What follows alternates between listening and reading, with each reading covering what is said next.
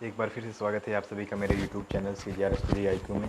आज हम बात करेंगे डॉक्टर हरिवंश राय बच्चन जी के बारे में। इनका जन्म स्थान इलाहाबाद है, प्रयागराज। वैसे बिलोंग करते हैं प्रतापगढ़ से, लेकिन जो लोग मानते हैं, जो मान्यताएं हैं, ठीक, उसके आधार पर ये इलाहाबाद से हैं। इनका जो जन्म हुआ है 1907 को हुआ है इलाहाबाद में, ठीक। और जो जन्म स्थान है इनका वो इलाहाबाद है।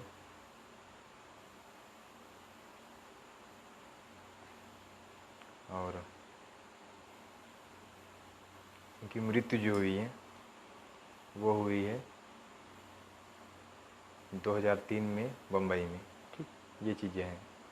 अब इनके जीवन के बारे में बात करते हैं, ठीक। ये इलाहाबाद विश्वविद्यालय में, ठीक, इलाहाबाद विश्वविद्यालय में कार्य किया है 1942 से 1952 तक प्राध्यापक के रूप में। आकाशवाणी के साहित्यिक कार्यक्रमों से संबंध रहा है इनका, ठीक। फिर ये विदेश मंत्रालय में हिंदी विशेषज्ञ के रूप में भी इन्होंने कार्य किया है, ठीक। दोनों महायुद्धों के बीच मध्यम वर्ग के, ठीक है, मध्यम वर्ग के सामान्य श्रेणी से आते थे। इनका परिवार बैकग्राउंड ऐसे रहा है, ठीक। लेकिन बच्चन की वाणी साहब वरदान था। इनके वाणी में बहुत ही माधुर्य था, जिसकी वजह से इन्हें सफलता मिली। इन्होंने छायावाद की लाक्षणिक वक्रता के बजाय सीधी साधी जीवंत भाषा, संवेदन सिक्त, ठीक, गेय शैली को अपनी बात कही, ठीक है। ये जो 76वादी जो उस समय जो टाइम पीरियड था, ठीक, उसमें न जाकर एक सीधी ऐसी भाषा का इन्होंने प्रयोग किया जिससे एक आम जनमानस भी उनकी भाषा को समझ सके। कैसी भाषा? एक ऐसी भाषा जिससे कि एक आम जनमानस इनकी भाषा को समझ सके, ठीक। उस तरीके की भाषा का इन्होंने प्रयोग किया। व्यक्तिगत जीवन में घटी घटनाओं को सहज अनुभूति की ईमानदारी अभिव्यक्ति बच्चन के यह कविता प्रकट करती है, ठीक। जिनकी कविताओं में देखोगे ना तो वो जीवन में घटित, इनके व्यक्तिगत जीवन में घटित घटनाओं का वो संग्रह दिखता है। समाज में चल रहे हैं जो समस्याएं हैं, जो चीज़ें हैं, जो इनके आंखों में दिख रही थी, उनसे प्रभावित होकर कविताओं का संग्रह किया, उनका निर्माण किया, उनकी रचना की, ठीक।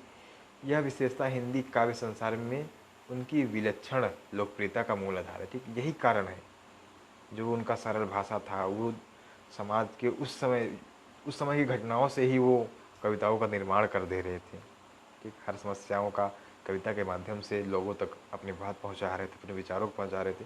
इसी कारण से, इसी विलक्षणता के कारण उनकी लोकप्रियता उनको मिली, ठीक।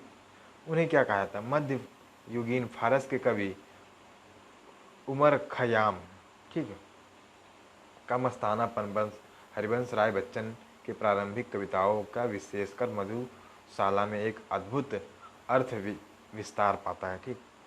मध्यकाल में फारसी के कवि, ठीक, फारसी भाषा के विशेषज्ञ इसी तरीके के कवि थे, ठीक है। आप अगर हरिवंश राय बच्चन जी की मधुशाला पढ़ेंगे, मधुकलश पढ़ेंगे, तो लगेगा कि यार क्या क्या क्या चीज़ लिखी है इन्होंने। एक मदिरा पान करके व्यक्ति जैसे जो जो उनके मन में आता है कि क्या चीज़ें उन्होंने लिख दी हैं, आप पढ़ेंगे तो मस्त हो जाएंगे, पूरी ख़त्म करेंगे तो ही मानेंगे, ठीक है। ठीक है, तो ये चीज़ें हैं। जीवन एक तरह का मधुकलश है, दुनिया मधुशाला है, ठीक। इन्होंने कहा जीवन एक तरह का मधुकलश है और दुनिया क्या है? मधुशाला। मधुशाला मतलब मदिरा, ठीक। कल्पना साकी और कविता का प्याला जिसमें ढाल कर जीवन पाठन को पिलाया जाता है। कविता का एक घूंट जीवन का एक घूंट है, ठीक। कविता की एक लाइन ही जीवन की एक लाइन है, एक लाइन के बराबर है, ठीक। पूरी तन्मयता से जीवन का घूंट भरे, कड़वा खट्टा भी सहज भाव से स्वीकार करे तो अंततः एक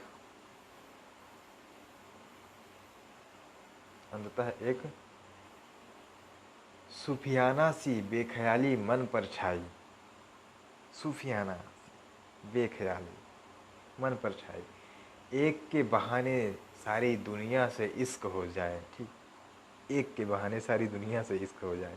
अगर कोई मदिरा पान कर लेता है उसके बाद वो समझ लो कि एकदम बहुत ही मन मौला एकदम मस्त आदमी हो जाता है, उसे कोई सी चीज़ की टेंशन नहीं, बेख्याल रहता है दुनिया से, ये माया जंजाल से दूर रहता है, ठीक, टेंशन फ्री हो जाता है। टेंशन को दूर करने के लिए लोग मदिरा पान करते हैं। और तेरा मेरा के समस्त झगड़े काफूर हो जाए, जो ठीक है, जो तेरे मेरे के झगड़े लगे रहते हैं कि ये तेरा है ये मेरा है, ऐसा हो गया वैसा हो गया, ठीक, इन सब चीज़ झगड़ों का सब काफूर सब खत्म हो जाए, ठीक। इसे बच्चन का हालावादी दर्शन कहते हैं, ठीक, इसे बच्चन साहब का हालावादी दर्शन दर्शन कहते हैं, ठीक। यह बात ध्यान देने योग्य है, ठीक, कैसी बात, ये बात ध्यान देने योग्य है कि युगबंध संबंधी कविताएं जो बाद में लिखी गई उनका मूल्यांकन अभी तक कम ही हो पाया है, ठीक, जो उन्होंने कुछ कविताएं बाद में लिखी, ठीक, उसका मूल्यांकन नहीं हो पाया अभी कुछ कमियों के कारण, ठीक है। बच्चन का कवि रूप सबसे विख्यात है, पर उन्होंने कहानी, नाटक, डायरी आदि के साथ बेहतरीन आत्मकथा भी लिखी जो ईमानदार आत्मस्वीकृति और प्रांजल शैली के कारण निरंतर पठनीय है, ठीक, आज भी लोकप्रिय है, लोग उनका रीड करते हैं, रीडर्स उनका आ, उस पर रिसर्च करते हैं, पढ़ते हैं, आज भी उनके रहस्य को समझने की कोशिश करते हैं, उनके रहस्य से पर्दा उठाने की कोशिश करते हैं कि वो किस तरीके के व्यक्तित्व के आदमी थे। तो ये चीज़ें हैं उनके जीवन शैली से संबंधित हुई, ठीक।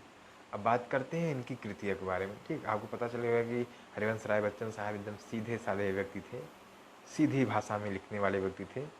अब इनकी कृतियाँ क्या हैं, ठीक। 1935 में इन्होंने लिखी है, इन्होंने क्या लिखा है 1935 में, मधुकलश पहली, ठीक है, मधुकलश। 1938 में मधुशाला और मधुबाला, 1938 सॉरी 1938 में मधुबाला, और 1938 में ही मधुकलश, निशा निमंत्रण, एकांक संगीत, अंकुर अंतर, मिलन यामिनी, संत रंगीणी, आरती और अंगारे, नए पुराने झरोखे, टूटी फूटी कड़िया काव्य संग्रह है, ठीक है। क्या भूलूं क्या याद करूं, ठीक, क्या भूलूं क्या याद करूं, टाइटल से ही लगता है कि यार कितना कितना रस होगा इसको पढ़ने में। नीड़ का निर्माण, फिर नीड़, नीड़ का निर्माण मतलब पंछियों का जो घर होता है उन्हें नीड़ बोलते हैं, उसका निर्माण कैसे फिर होता है, ठीक, उस पर लिखा है। उनका पंछियों के जीवन को पकड़ने को सीखे, कैसे वो समय आता है तो अपने घर को बनाने लगते हैं अपने बच्चों को सुरक्षित रखने के लिए, फिर उनके लिए दाना भोजन सब चीज़ें की प्रबंध करते हैं, व्यवस्था करते हैं। बसेरे से दूर, ठीक, बसेरे अपने घर से दूर, 10 द्वार से सोपान तक, ठीक, आत्मकथा 4 खंड में है, ठीक, ये इनकी आत्मकथा है 4 खंड में, ठीक। हैमलेट, ठीक है, और जनगीता, मैकबेथ अनुवाद, ठीक। हैमलेट और मैकबेथ ये क्या है, शेक्सपियर की ड्रामा है, ठीक, शेक्सपियर की रचना है, ड्रामा है हैमलेट और मैकबेथ। तो इसका क्या है, हिंदी में अनुवाद इन्होंने किया है, ठीक है। प्रवासी डायरी, ठीक, प्रवासी की डायरी, ये क्या है, एक डायरी है, ठीक है। तो ये चीज़ें हैं इनके, ठीक है। उनका पूरा वाङ्मय, ठीक है, बच्चन ग्रंथावली के नाम से 10 खंडों में प्रकाशित हुआ, ठीक। तो ये बच्चन साहब की तस्वीर है। इनका जन्म हुआ कहाँ, इलाहाबाद में 1907 में जन्म हुआ, और मृत्यु कब हुई, मुंबई में 2003 में, ठीक। इलाहाबाद विश्वविद्यालय में 1942 से 1952 तक 10 सालों तक प्राध्यापक के रूप में कार्य किया इन्होंने, ठीक। दूसरी चीज़, आकाशवाणी से जुड़े हुए थे ये।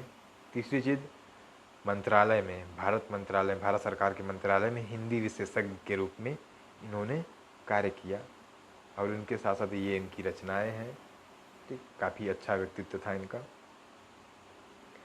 तो उम्मीद करता हूँ कि इनका जीवन परिचय आपको समझ में आया होगा। अगर चैनल को अभी सब्सक्राइब नहीं किया है अभी तक तो प्लीज़ चैनल को ज़रूर सब्सक्राइब कर लीजिए, क्योंकि मैं इसी तरीके से हिंदी का वीडियो लाता रहूँगा और आप सभी के लिए पूरा कक्षा 12वीं का कोर्स कंप्लीट कराऊँगा। जैसे कि आपको दिख रहा होगा NCERT हिंदी में, इससे आपको पूरा नोट्स दिखा रहा हूँ, नोट्स बना के दिखा रहा हूँ आपको, ठीक। हिंदी NCERT से है, तो आप बेझिझक आप मेरे कंटेंट को देखिए, यूज करिए और पढ़ाई को पूरा करिए, ठीक है। ओके, धन्यवाद। अपने दोस्तों से शेयर करिए। जो आपके साथ क्लास 12th में है, पढ़ाई करना चाहता है। राम राम।